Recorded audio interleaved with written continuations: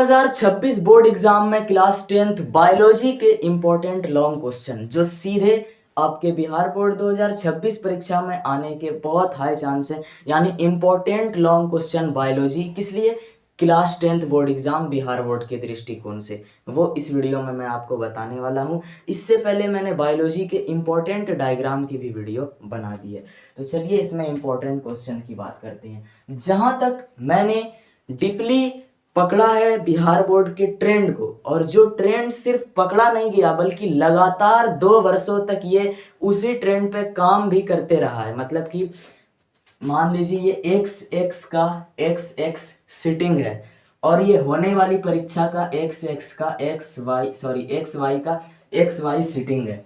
तो किस साल के किस सिटिंग का किस साल के किस सिटिंग में किस सब्जेक्ट के किस खंड का पकड़ाता है, ऐसा ट्रेंड पकड़ने के जो पकड़ा गया है वो लगातार 2 साल वर्क किया है। यानी कि 24 वाले परीक्षा में भी ये ट्रेंड बरकरार था, 23 के परीक्षा में ये ट्रेंड हावी था और 25 के में शायद कुछ हद तक इसमें चेंज हुआ, बट ये था।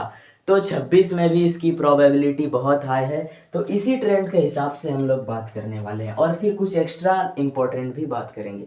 तो देखिए इस वर्ष 2026 के लिए बायोलॉजी का एक बहुत ही इंपॉर्टेंट लॉन्ग क्वेश्चन, अगर इस ट्रेंड को हम फॉलो करें तो वो है पुष्पी पौधों में निषेचन की प्रक्रिया का सचित्र वर्णन।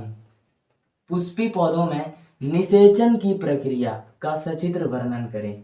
ये क्वेश्चन बहुत इंपॉर्टेंट है 2026 की परीक्षा के दृष्टिकोण से, जहां तक मेरे ट्रेंड के अनुसार पता है। इसमें क्या होता है कि जो लैंगिक जनन होता है वो पुष्पी पौधों में होता है और परागन परागकोश फिर किस तरह से निषेचन होता है, ये पूरी प्रक्रिया आपका बताना होता है। पुष्पी पौधों में निषेचन की प्रक्रिया कैसे, सचित्र दिखाते हुए। और अगर ये नहीं तो मैं इसके अल्टरनेटिव एक क्वेश्चन और गेस करता हूं, वो ये है जो कि आया हुआ भी है, इंपॉर्टेंट भी है। वो है परागन क्या है और परागन का वर्षा पे क्या प्रभाव पड़ता है।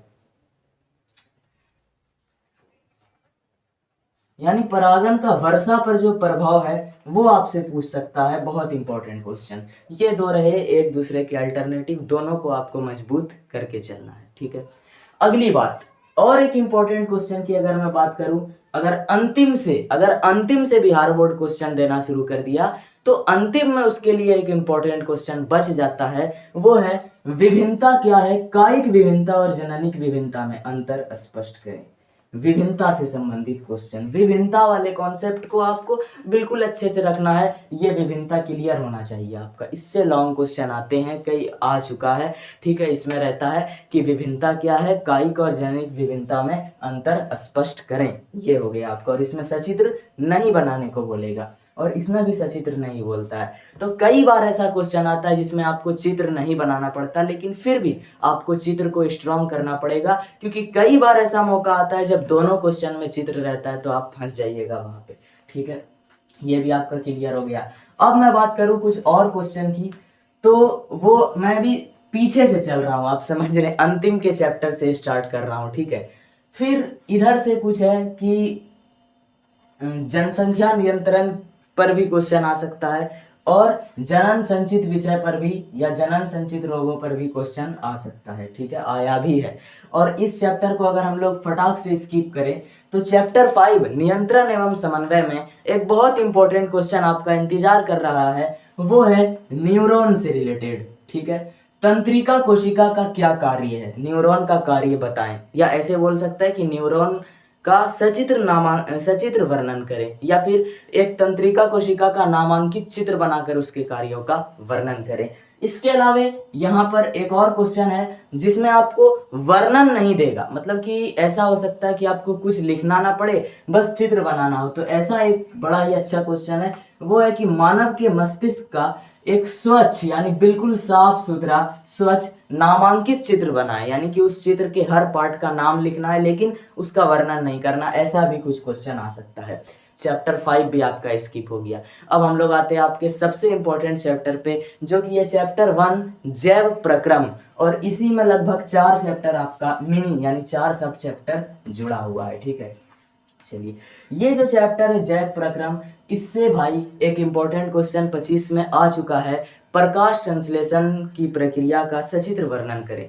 तो इसके आने की प्रोबेबिलिटी वैसे भी कम हो जाती है, ठीक है। लेकिन हाँ, एक क्वेश्चन इससे आने का प्रोबेबिलिटी ज़्यादा है, वो है कि पाचन तंत्र का नामांकित चित्र बनाकर वर्णन करें, यानी सचित्र वर्णन वाला क्वेश्चन, ठीक है। क्योंकि ज्यादातर बार इसमें ऐसा क्वेश्चन पूछा गया है कि मनुष्य के आहार नाल का एक स्वच्छ नामांकित चित्र बना दीजिए, वर्णन की कोई आवश्यकता नहीं, ऐसा भी क्वेश्चन आता है। लेकिन वर्णन के साथ देने का जो चांस है वो ज्यादा है, ठीक है। अब बात करते हैं हम लोग एक और इम्पोर्टेंट क्वेश्चन की, जो कि है हमारा रक्त का। देखिए, ये लघु उत्तरीय में भी पूछता है, लेकिन दीर्घ में भी आपसे आ सकता है कि मनुष्यों में रक्त का जो दोहरा परिसंचरण है, या इसी को हम लोग द्विगुण परिवहन बोलते हैं, दोहरा परिसंचरण या द्विगुण परिसंचरण, इसकी प्रक्रिया क्या है, ये क्यों जरूरी है, इसका पूरा वर्णन कीजिए, ये आ सकता है। ये हो गया।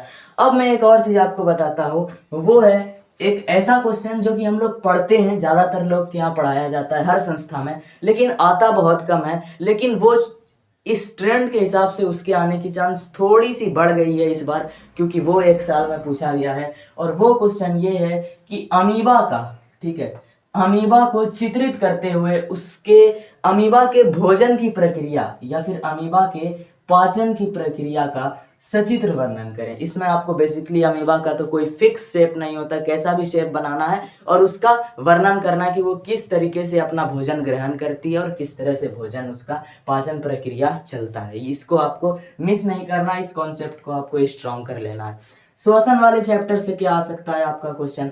अगर बिहार बोर्ड श्वसन के चैप्टर से क्वेश्चन देगा तो इसमें ज्यादा कुछ उसके पास है नहीं, करने के लिए दे सकता है कि ऑक्सी एवं अनऑक्सी श्वसन में अंतर स्पष्ट करें, दीर्घ में भी आ सकता है, या फिर आ सकता है मनुष्य के श्वसन तंत्र का स्वच्छ नामांकित चित्र बनाएं या वर्णन करें, ठीक है। वैसे इसका चांस इस बार श्वसन चैप्टर से आने का चांस मुझे पता नहीं क्यों बहुत कम लग रहा है, ठीक है।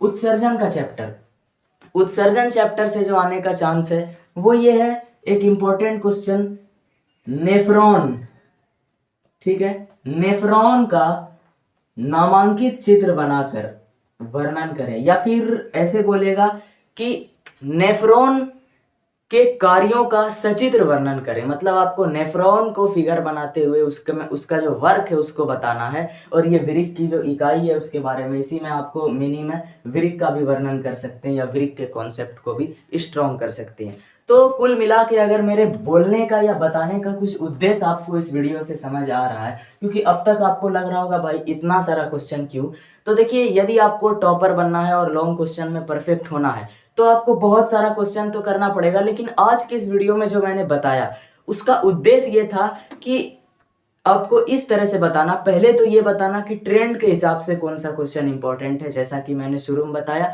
और फिर हर चैप्टर से कुछ बहुत कम मात्रा में जो क्वेश्चन इंपॉर्टेंट थे उसको छांट के यहाँ पे प्रस्तुत कर देना, ये मैंने बता दिया है। बाकी फिजिक्स और केमिस्ट्री के लॉन्ग क्वेश्चन के लिए भी वीडियो अपलोडेड है, इसी तरह से छाटा हुआ कुछ क्वेश्चन, उस वीडियो में भी आप लोग वो वीडियो देख सकते हैं। और कमेंट में आपको पूरा दम दिखा देना है कि अब अगला किस सब्जेक्ट के लॉन्ग क्वेश्चन पे वीडियो आना चाहिए, क्योंकि मैं चाहता हूं कि ऐसी ही सीरीज आगे बढ़े और एसएसटी के भी बहुत सारे सेक्शन जो सब्जेक्ट हैं, हिस्ट्री, पॉलिटी, इकोनॉमी, ज्योग्राफी, उसके भी इंपॉर्टेंट लॉन्ग क्वेश्चन की वीडियो आए। तो बस आपको कमेंट में बता देना है कि अगला वीडियो किस पे आना चाहिए, और जिस पे सभी लोग सहमत होंगे, उम्मीद है उस पर वीडियो आ जाएगी, ठीक है।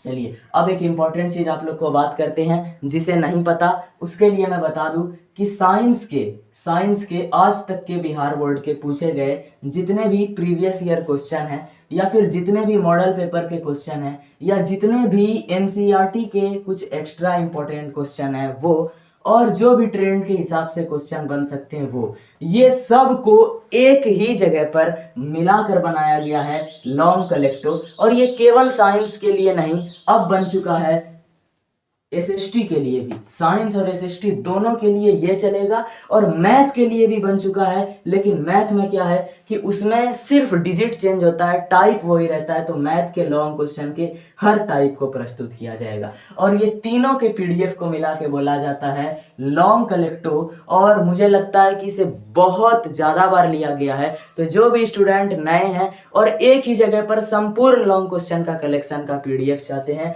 तो ये पीडीएफ लगभग कई महीने पहले से लॉन्च हो रहा है, बहुत सारे लोग ले चुके हैं। लेकिन जो लोग नए हैं उनके लिए मैं जानकारी दे दूं कि इस पीडीएफ को आप व्हाट्सएप नंबर पे ले सकते हैं 9288344263 9288344263।